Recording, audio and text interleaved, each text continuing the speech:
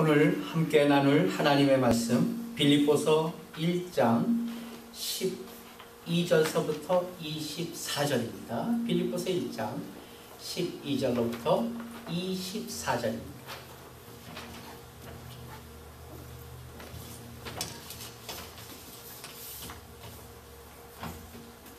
한 절씩 나눠서 보겠습니다.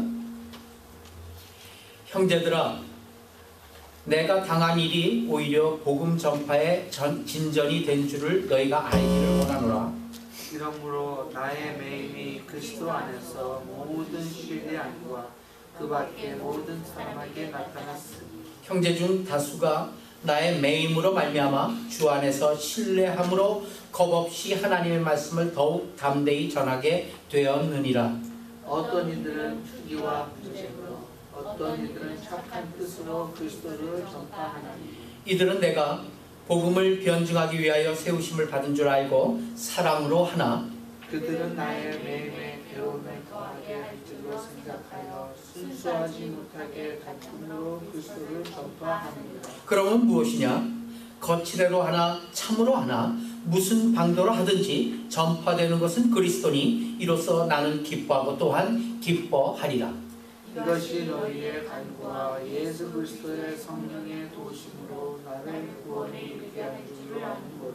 나의 간절한 기대와 소망을 따라 아무 일에든지 부끄러워하지 아니하고 지금도 전과 같이 온전히 담대하여 살든지 죽든지 내 몸에서 그리스도가 존귀하게 되려 하려 하나니 이는 내게 사는 것이 그리스도니 죽는 것도 유익하니라. 그러나 만일 육신으로 사는 이것이 내 일의 열매일진데 무엇을 택하여 하는지 나는 알지 못하노라. 내가 그 두 사이에 끼었으니 차라리 세상을 떠나 그리스도와 함께 있는 것이 훨씬 더 좋은 일이라 그렇게 하고 싶다. 다 같이 내가 육신으로 있는 것이 너희를 위하여 유익하리라. 아멘. 오늘 이 본문의 말씀 가지고 우리가 신앙이란 어떻게 하는 것인가, 신앙이란 무엇인가, 혹은 궁극적으로 신앙생활이란 어떤 것인가, 무엇인가, 혹은 신자는 어떤 신앙의 자세를 가져야 되겠는가, 이런 질문들을 갖다가 스스로 해보는 것이죠. 하면서 오늘 본문에서의 말씀 속에서 답을 얻습니다. 그런 많은 질문들이 있어요. 우리가 신앙생활을 하면서 이러한저러한 모습의 신앙생활을 합니다. 나는 저런 사람은 저런 모습으로, 또 나는 이런 모습으로 신앙생활을 하긴 하는데 이것이 과연 바른 신앙생활일까? 혹은 하나님 편에서 볼 때는 어떠한 점수를 받는 신앙생활일까? 뭐 이런 것들이 궁금하단 말이에요. 또 이렇게 하면은 신앙생활 아닌 것 같은데, 뭐 이러한 마음의 guilty feeling도 있어요. 그래서 이런 많은 질문들이 있는데 이 모든 질문들을 갖다가 하나로 함축해서 줄여본다면 이런 질문이 맞습니다. 내가 주님을 위해서 존재하는가? 혹은 주님이 나를 위하여 존재하느냐? 이 두 가지의 싸움입니다. 세상의 모든 것이 다 마찬가지예요. 많은 질문들을 갖다가 모조리 묶어갖고 하나로 질문해 본다면 이런 얘기. 내가 누구를 위해서 사냐는 얘기죠. 내가 주님을 위해서 사는가? 아니면은 주님도 나를 위해서 존재하는가? 이 싸움, 이 어떠한 개념, 이 어떠한 존재론, 여기에 대한 답을 갖는 것이 신앙의 가장 바른 혹은 중요한 모습이다. 저는 이렇게 생각을 합니다. 대부분 신앙인들이 말이에요, 왕왕 어떤 신앙적인 실패를 하는가 하면은 기독교적인 모든 것을 동원해요. 기도, 성경 열심히 보고, 또 뭐 있을까요? 구제하고, 또 전도하고, 전도하고, 선교 나가고, 단기 선교 나가고, 헌금 많이 내고, 뭐 이러한 기독교적인 모든 것을 동원해서 나를 증명해 달라는데 하나님을 조릅니다. 가만 보면은 그러한 부분이 오히려 신앙적인 것으로 착각하고 있어요. 말하자면은 하나님께서는 나를 남보다 더 사랑하고 계시다. 그래서 다른 사람하고는 달리 특별대우하신다. 뭐 이런 생각. 그리고 하나님께서는 적어도 내가 한 말, 내가 한 부탁, 내가 한 기도만은 꼭 들어주신다는 것. 이런 것들을, 그래서 너는 가짜고 나는 진짜야, 진짜 신자야 라는 것을 증명해 달라는 것으로 하나님을 조릅니다. 그것을 표현함으로 신앙을 대신하려고 하고 있어요. 근데 오늘 본문에서 보게 되니까 사도 바울식의 신앙은 전혀 다른 것이에요. 사도 바울식의 신앙은 나의 신앙을 증명하는 것이 아니에요. 내 신앙의 깊이 혹은 내 신앙의 관록을 증명하는 것이 아니라 우리가 주를 위해서 쓰여지는 것, 내가 주님에게 쓰여지는 것, 사실은 신앙에 있어서 가장 가치 있고 가장 의미 있는 길이에요. 그것이 가장 중요한 것이다, 이렇게 얘기하고 있습니다. 그래서 그 맥락의 일례로 지금 들고 있는 게 뭐냐면 바울의 사도권이에요. 사실 사도하게 되면은 예수님께서 세우신 12사도 우린 잘 알고 있잖아요. 마태, 마가, 누가, 요한 뭐 이렇게 하면서 사도들을 알고 있는데, 바울은 주님이 세운 것 같지 않단 말이에요. 주님이 주님의 이 땅에서의 사역 때 사도 바울은 있지 않았단 말이에요. 그래서 네가 뭔 사도야? 이런 그 당시의 사람들로부터 뭐라 그럴까요? 이 도전을 많이 받았던 사람이에요. 그렇기 때문에 이 성경에서도 사도 바울의 사도권이 언제나 논쟁의 불씨가 되었어요. 오늘 말씀도 마찬가지예요. 빌립보서 이 말씀도 사도 바울이 결국은 잡혀갔어요. 그래서 로마로 이송되어 갔습니다. 그 뒤 이야기예요. 로마로 붙잡혀 간 다음에 무리들이 두 갈래로 갈라졌어요. 어떻게 갈라졌냐면요, 그가 감옥에 갇히자 바울이 주님께서 세운 사도였다면 왜 마음껏 복음을 전하지 못하게 하필 주님이 감옥에 갇히게 하셨냐. 그렇기 때문에 사도 바울은 사도가 아니야, 주님께서 가둬놨잖아, 이런 무리가 있었어요. 우리도 쉽게 그렇게 생각할 수 있어요. 어떤 시선의 차이가 있을 수 있죠.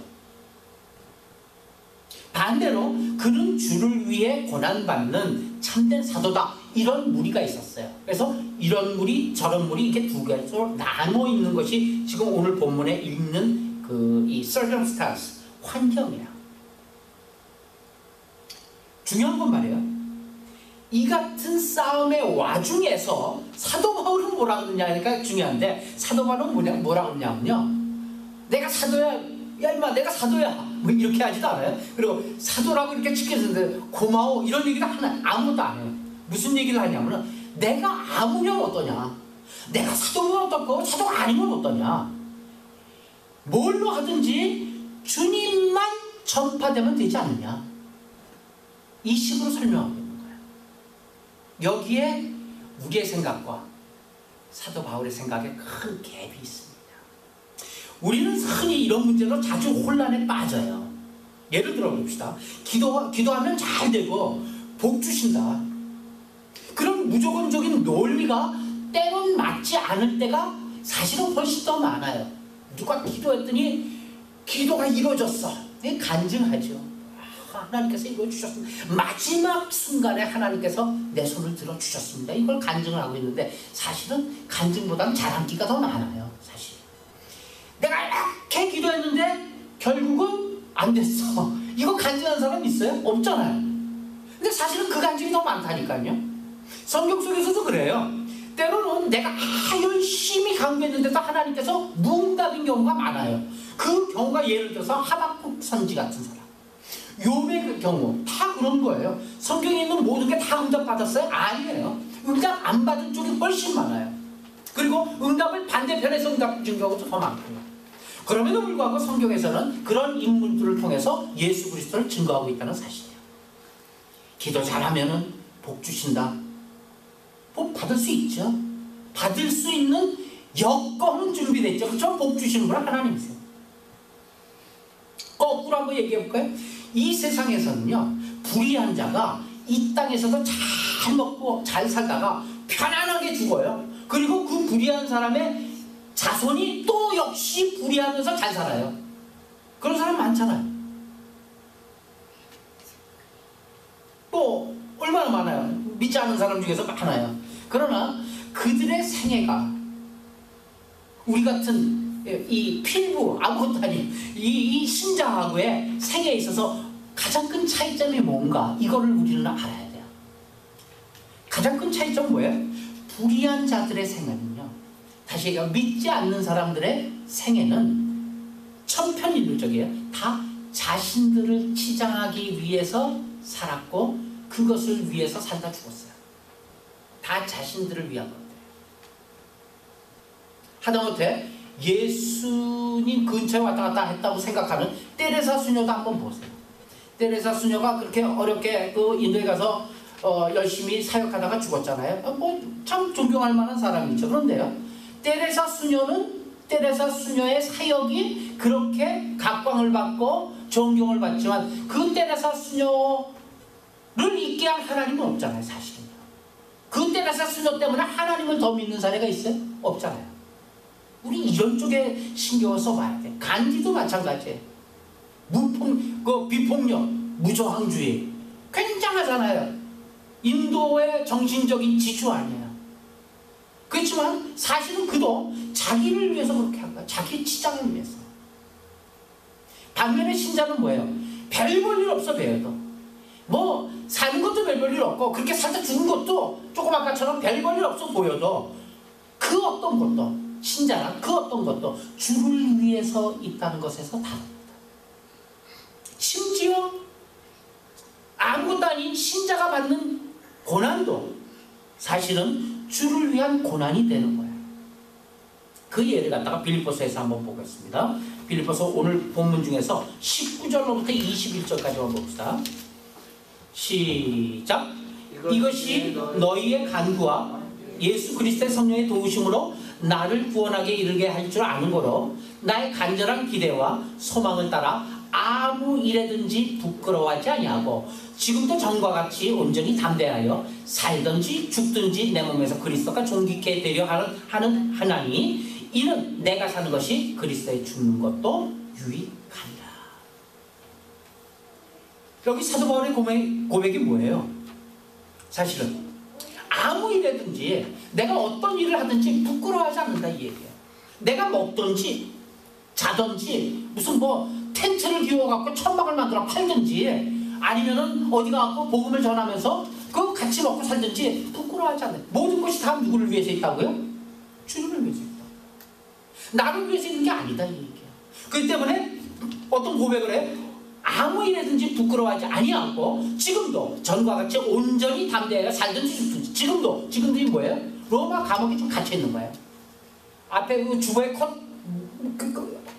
사진처럼 아주 못생긴 어떠한 사람이 로마의 그 지하의 깊은 감옥에 갇혀 있는 거예요. 그렇지만 지금도 전과 같이 복음을 전하면서 돌아다니면서 뭐 몇천 명이 회개할 때 그때와 같이 온전히 담대하여 살든지 죽든지 내 몸에서 그리스도만 존귀케 되는 일이라면은 그 어떤 일도 다 우리 신자에게 있어서는 의미가 있는 일이다. 이렇게 고백하고 있는 것입니다.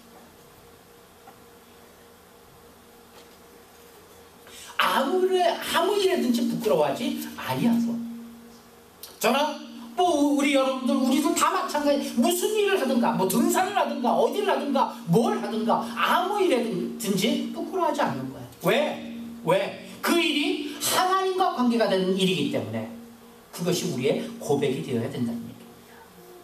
바울은 살든지 죽든지 내 몸에서 예수 그리스도가 존귀케 되는 것 그 외에는 관심이 없었어요. 내가 뭐 사도든지 아닌지 제자들 뒤따 싸우고 있는데 관심이 없는 거예요. 그런데 바울만 그래야 돼요?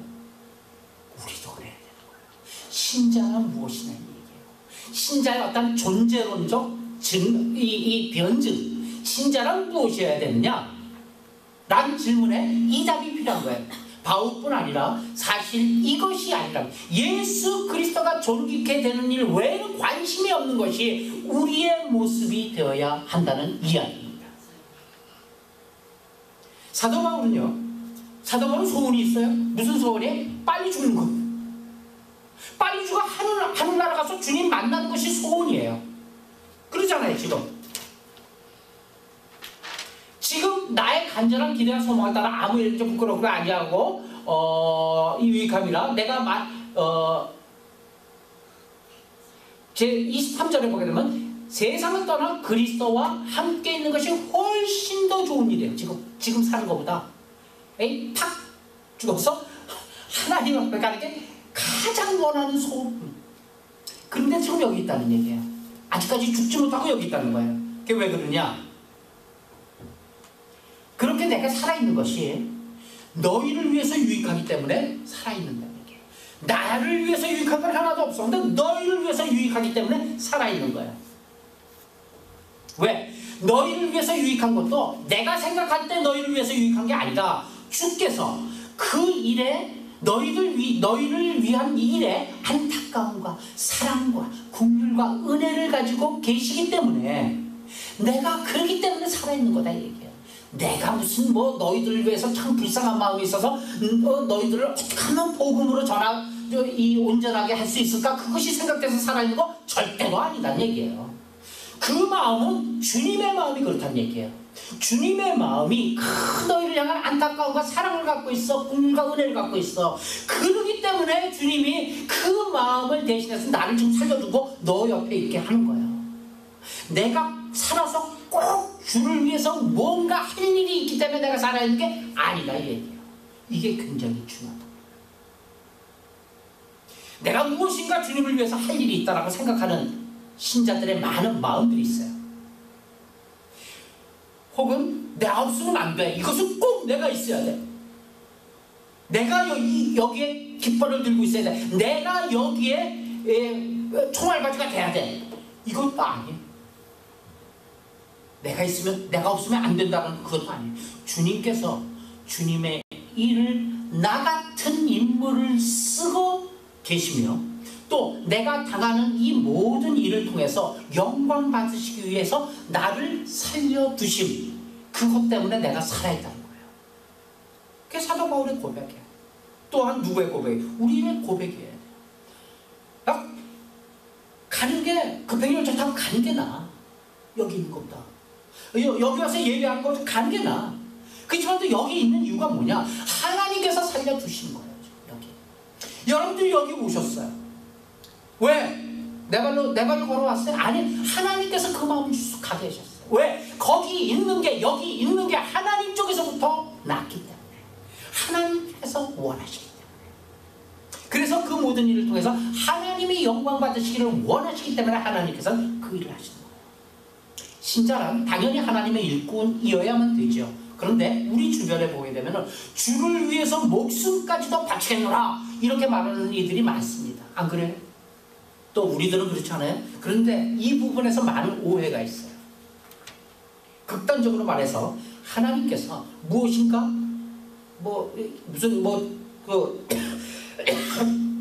테레비 광고처럼 뭔가 1%가 부족해서 하나님께서 못하시는 것을 우리를 통해서 보충한다고 생각하는 많은 사람들이 있어요.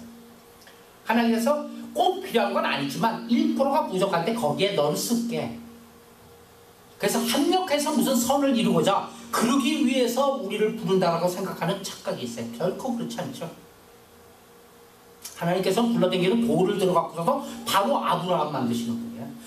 뭔가 부족해서 우리한테 구걸하러 오신 분이 아니세요. 하나님은 그 자체로 계신 그 자체로 영광스럽고 그 자체로 영원히 영광받아 나타나신 분이에요. 영광이 뭔가 부족한, 우리들의 영광 더하면 더 낫다, 그거 아니에요. 우리들이 있으나 없으나 마찬가지예요. 그렇기 때문에 하나님이 늘 필요로 하신 것이 무엇인가를 갖다 우리 쪽에서는 먼저 알아야 돼요. 뭐예요? 하나님 앞에서 하나님께서는 온전히 맡겨진 충성심을 원하는 겁니다. 그 일을 하는 그 일 자체를 원하는 게 아니에요. 하나님은 누구 통해서도 할 수 있어요. 우리가 싫어? 너 싫어? 간도 그러면 내가 다른 사람 시킬게. 하나님은 우리 때문에 일을 못 하시는 분이 아니에요. 그러나 그 일에 지가 할게요. 실력 있어? 아무것도 없어요. 근데 그냥 맡기면 한번 해는 볼게요. 충성심을. 그 충성심 외에는 하나님 쓰시는 곳이 없어요. 때문에 하나님 쪽에서부터 하나님께서 우리를 낮추셨으면은 낮춰 쓰시는 것에 우리는 만족해야 돼요. 우리를 갖다가 정말 낮은 자리로 주셨어요. 낮은 자리로 만족하는 거예요. 또 하나님께서 들어 쓰셨어요. 들은 것에 만족하는 거예요. 그것 자체로 만족하는 거예요. 어떻게 해서든지 하나님은 하나님의 일을 승리로 이끄십니다. 그런데 우리는 꼭 우리가 승리하는 것이 주님이 승리하는 것으로 착각하고 있어요. 그것으로 생각하고 있어요. 우리가 성공하는 것이 주님이 성공한 것으로 그렇게 믿는 나쁜 버릇이 있어요. 습관이에요. 디모데전서 1장 12절부터 17절 간절씩 나눠서 읽죠. 제가 먼저 읽게요. 나를 능하게 하신 그리스도 예수 우리 주께 내가 감사함은 나를 충성되이 여겨 내게 직분을 맡기심이니 내가 믿는 비방자여 박해자여 폭행자였으나 오히려 긍휼히 것은 내가 믿지 아니할 때 알지 못하고 행하였습니다. 우리 주의 은혜가 그리스도 예수 안에 있는 믿음과 사랑과 함께 넘치도록 풍성하였노라. 이보다 모든 삶이 받을 만한 이 말이요 그리스도 예수께서 죄인을 구원하시고 세상에 임하였다 하여서 죄인 중에 하나가 매수입니다. 그러나 내가 긍휼을 입은 까닭은 예수 그리스도께서 내가 먼저 일체 오래 참으심으로 보이사 후에 주를 믿어 영생 얻는 자들에게 본이 되게 하려 하심이라. 영원하신 왕 곧 썩지 아니하고 보이지 아니하고 불로 하나님이신 영께 존귀와 영광이 영원무궁하도록 있을지어다. 아멘. 꼭 기억하세요. 이 디모데전서 1장 12절부터 17절 지금부터 설명하고자 하는 이 말씀을 꼭 기억해야 돼요. 이것이 우리가 전주에도 살펴봤지만 사도 바울의 직분론이에요. 직분 아시죠? 무슨 목사, 무슨 장로, 권사 이런 직분 하나님께서 맡기신 교회에서 맡기신 어떤 직분에 대한 직분론이에요. 하나님이 나를 충성되이 여겨 내게 직분을 맡기신 것은 내가 능력이 있어서 맡기신 게 아니다 이 얘기예요. 그리고 충성되이 여겼다는 것도 진짜 충성스러워서 충성스러움을 받았다는 게 아니라 충성되이 여겼다 그러고 있잖아요. 그러면 사도 바울에게 충성심이 있다 없다? 있다 없다? 없다예요. 내게 충성됨이 있다는 것이 아니라 하나님이 나를 그렇게 봐주셨다는 얘기 아니에요. 그렇기 때문에 충성되이 여겼다 그러잖아요. 굉장히 중요한 거예요. 그럼 자기가 생각하는 자기는 뭐예요? 나는 회방자요, 핍박자요, 포행자였다 이 얘기예요. 그렇죠? 그런데도 나를 부르셨대. 왜 나를 불렀는가? 여기에 직분론이 있는 거예요. 나는 정말 대놓지도 못하고 회방자요, 오직 어떻게 하면 예수 그리스도를 믿는 자들 다 굴비게 듯이 꿰갖고서 전부 다 예루살렘 공의에 잡아넘겨갖고 전부 다 죽이도록 만드는 장본인이었어요. 그 포행자, 그 회방자, 그게 자기라는 얘기예요. 그런데도 나를 부르셨대요. 그렇다면 왜 나를 부른다 이 얘기예요. 주의 은혜가 그리스도 예수 안에 있는 믿음과 사랑과 함께 넘치도록 풍성했기 때문에 나 같은 이 회방자 왼수도 용납해 주셨다는 거예요. 나 같은 것도 하나님의 사랑이 크시기 때문에 용납해 주셨다는 거지 내가 쓸만한 구석이 있어서 나를 불렀다는 게 아니라는 얘기예요. 이게 직분론이에요. 왜 죄인 중에 괴수를 들어서 쓰셨느냐 한번 생각해봐라 이 얘기예요. 왜 하나님께서 죄인 중에 괴수인 나를 쓰셨느냐. 내가 먼저 구원을 얻은 것은 왜 나를 쓰셨냐면 내가 먼저 구원을 얻은 것은 후에 주를 믿어 영생 얻을 자들 그 얻은 자들에게 뭐가 되기 위해서? 본이 되기 위해서, 샘플이 되기 위해서. 무슨 얘기냐면 이거를 요즘 얘기로 바꾸면 이런 얘기예요. 야, 저런 것도 구원을 얻네. 저런 왼수도 구원을 받네. 그런 거 아니에요. 그쵸? 중간에 있던 어정쩡한 사람들, 예수 믿는 사람들은 뭐 말할 것도 없이 예수 믿는 사람들에게 왼수였고, 중간에 어정쩡하던 사람들이 그 왼수라고 하는 사람도 구원 없네. 그럼 무슨 생각이 들까요? 저런 것도 구원 없는데 나쯤이야 뭐가 생겨요? 희망이 생기잖아요. 나쯤이야 희망이 있구나. 나도 구원 얻을 수 있는 가능성이 충분히 있구나. 그것 때문에 하나님께서 자신을 쓰셨다. 이렇게 얘기합니다. 바로 이 개념이 직분론의 대표적인 주적인 기둥이 되어야 되는 거예요. 이게 사도 바울의 직분론이에요. 나보다 훨씬 못한 사람이 정말 별볼이 없는 그게 하나님 앞에서 무엇인가 하는 걸 보면은 어떻게 돼요? 나도 소망이 있구나. 나처럼 개차반으로 살았는데도 소망이 있구나. 희망을 갖도록 하기 위해서 그를 사용하셨다는 얘기예요. 또 그 희망을 갖게 하기 위해서 우리도 사용하신다는 사실입니다. 할렐루야. 예. 이게 바른 직분. 잘난 척하지 마세요. 근데 우리의 생각은 어때요? 내가 실력이 있으니까 하나님이 나를 써서 이 멋진 일을 갖다 행하신 거야. 저 사람이 했다면 큰일 날 뻔했어. 못했을 거야. 그런데 내가 했기 때문에 다행히 되었어. 우리 이렇게 생각하죠. 다 장로의 머릿속에 다 그런 거 있잖아요. 목사의 머릿속에 다 그런 거 있잖아요. 바울의 얘기는 뭐예요? 나를 씀으로써 모든 사람으로 하여금 하나님이 얼마나 은혜로우신가, 하나님이 얼마나 긍휼이 많으셨으면 나 같은 것도 쓰시냐. 저 바울을 보니 나 같은 것도 희망이 있구나. 나 같은 것도 좀 하나님께서 잠깐만 고개 돌리시면 되겠구나. 곧 직분자는 결국 쓰임으로 말미암아 하나님이 얼마나 영광스러우신가, 나를 쓰심으로 말미암아 하나님이 얼마나 은혜로우신가, 그것을 드러내는데 목적이 있는 거예요. 그것이 직분자의 목적이에요.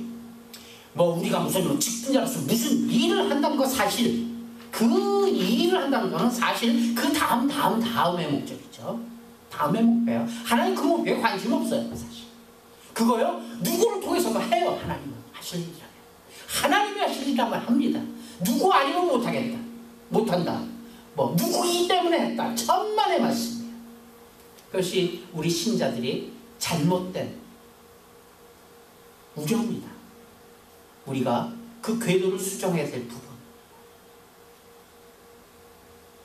로마서 한번 가봅시다. 로마 14장 1절서부터 9절 한 절씩 또 나눠서 있죠. 믿음이 연약한 자를 너희가 받되 그의 의견을 비판하지 말라.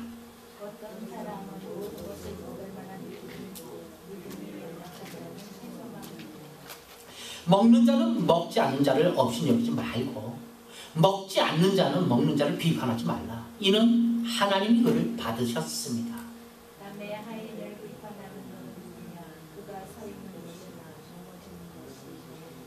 자기의 주인에게 있음에 그가 세움을 받으리니 이는 그를 세우시는 권능이 주께 있습니다. 어떤 사람은 이 날을 저날보다 낮게 여기고 어떤 사람은 모든 날을 같게 여기나니 각각 자기 마음으로 확정할지니라.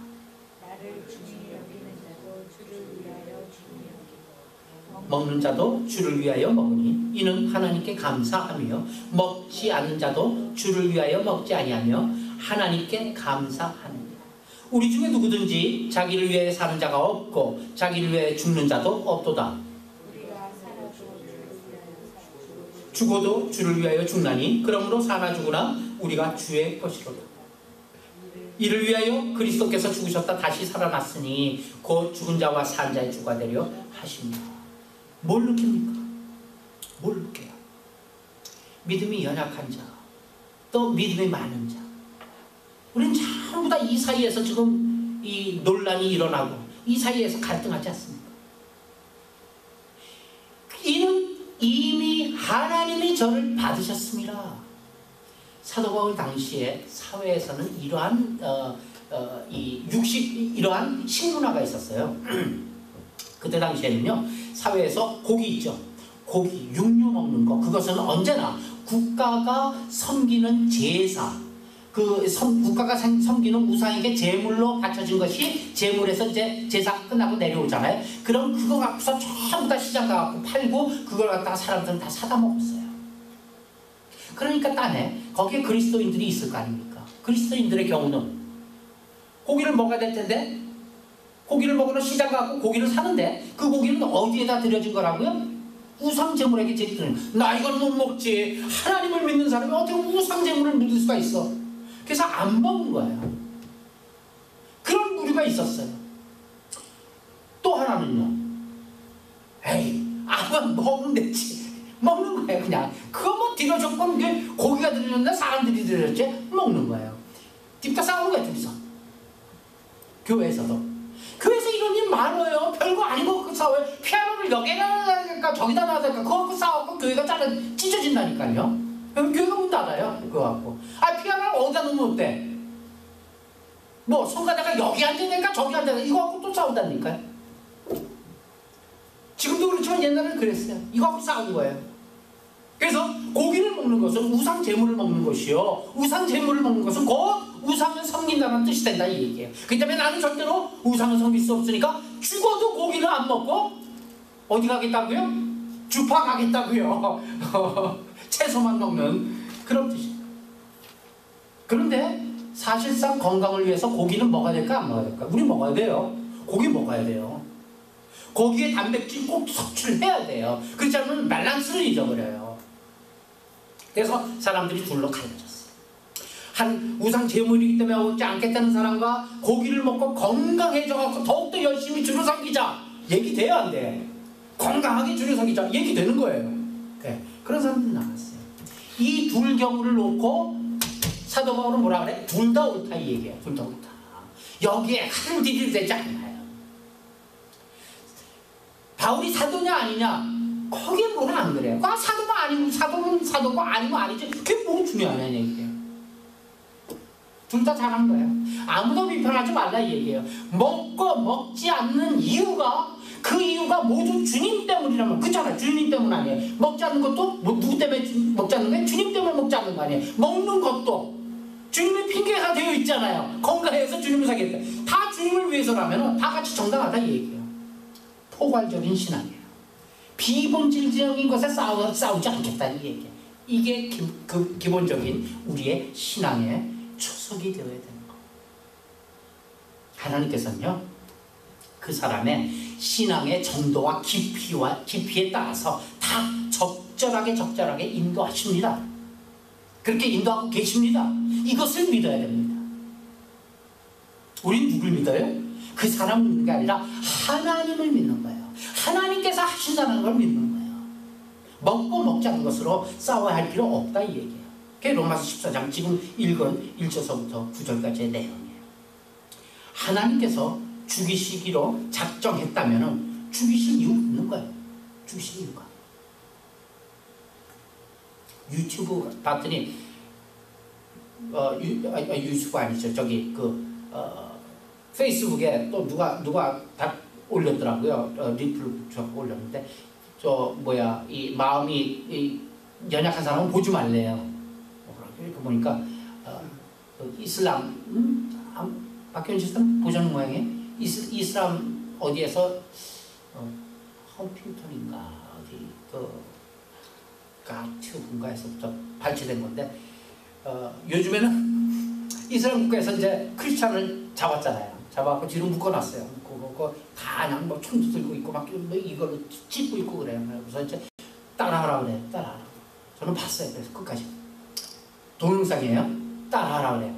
세상에 알라 이외에는 신이 없다. There's no God, only Allah. 좀 따라하라. 그러니까 꿇어 앉아서 따라해요. 따라한 다음에 따라했으니까 어떻게 돼요? 살려야 될 거 아니에요. 죽이더라고요. 그들대로 생각한다면 이제 알라를 신으로 고백했으니까 그는 지금 죽어도 어디 간다? 천국 간다는 얘기예요. 그래서 죽여요. 완월도로 베더라고요. 목을. 그대로 동영상 나왔어요. 뭐 처참하죠. 그가 잡기는 이제 종교가 달랐기 때문에 잡았겠죠.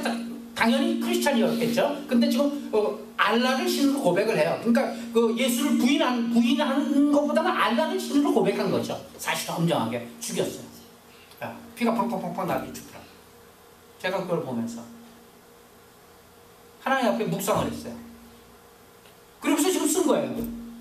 하나님께서 그를 죽이시려고 했다면 죽이실 이유가 있는 거예요, 분명히. 그 동영상을 통해서 또 다른 메시지가 있는 거예요. 그것으로 영광 받으시는 거예요. 하나님께서 높이시는 방법으로, 낮추시면 낮추시는 방법으로 하나님께서는 분명히 영광 받으실 이유가 있고 받으실 것입니다. 신자들끼리 그거 놓고 왈구왈구 하나님을 따지고 싸울 필요는 없는 거예요. 그런데도 불구하고 왜 우리는 이런 싸움을 하고 있는 것인가? 우리의 신앙이 사람들 앞에서 평가받기를 원하는 그런 욕심 때문에. 그래서 율법을 앞세우고 기독교를 동원해서 결국은 뭐예요? 나를 증명하고자 하는 것. 나를 증명하고자 싶은 것 때문에 신앙이 그렇게 변질이 되고 있다는 거예요. 우리는 남보다 내가 잘났다는 것을 증명하려 해요. 그러나 성경은 뭐라 그래요? 신자에게 있어서 그것을 요구하지 않아요. 네가 잘난 것을 요구하지 않아요. 오히려 하나님은 은혜로우시며 영광스러우시다는 것을 증명하라고 그렇게 말하고 있습니다. 우리는 어떤 사람이 우리 보기에 아무리 연약하고 별볼일 없이 모자라 뵀는데 우리들의 눈에 볼 때는 그런데 하나님께서 용납하셨다면 어떻게 해야 돼요? 우리도 당연히 용납해야 되는 거예요. 근데 오늘 이 로마서에 보게 되니까 먼저 하나님께서 받으셨습니다. 하나님께서 받으신 것 같다 우리가 왈가왈부 할 이유가 어디 있어요? 잘못된 거죠. 하나님을 거역하는 것이죠. 어떤 사람의 경우 또 이런 게 있잖아요. 거꾸로 우리가 보기에는 진짜 괜찮아. 그만하면 인격적으로나 도덕적으로나 그 사람의 인품적으로나 그 정도면 괜찮지 하고 싶은데 그렇게 괜찮은 사람인데 하나님께서 치시는 경우가 있어요. 그 사람을. 그럼 곧장 어떻게 돼요? 어떻게 저렇게 법 없이 살 사람을 어떻게 하나님이 그러실 수가 있는가? 하나님을 비난하기 시작해요. 그럴 때는 내가 하나님을 못 믿지. 하나님이 있으면 이런 세상에 이런 일이 있을 수가 있어? 세월호 얘기 아니에요. 하나님이 살아계시다면 이런 일이 있을 수가 있어? 고스란히 수상시키는. 그렇기 때문에 내가 안 믿지 하나님.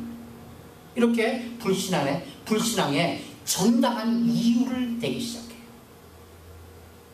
그러나 이를 보면서 하나님이 우리에게 얼마나 거룩과 얼마나 성결을 수준 있게 완벽하게 요구하시는가로 우리는 읽을 수 있어야 된다는 얘기예요.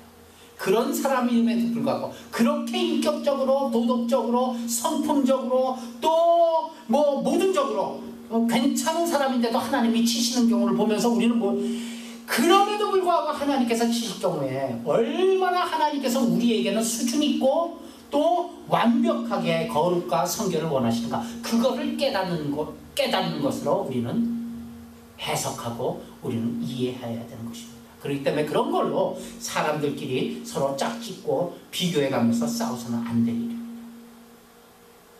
하나님께서 자신의 영광을 위해 나를 부르셨으며 또 그의 은혜와 자비와 긍휼로 나를 불러 그의 필요를 위해서 나를 쓰고 있다면 다만 그것에 감사하고 순종해야만 할 것입니다. 신자란 바로 그런 자기 자신의 존재에 만족하고 그 자신의 길을 가는 자들을 우리는 신자라고 합니다.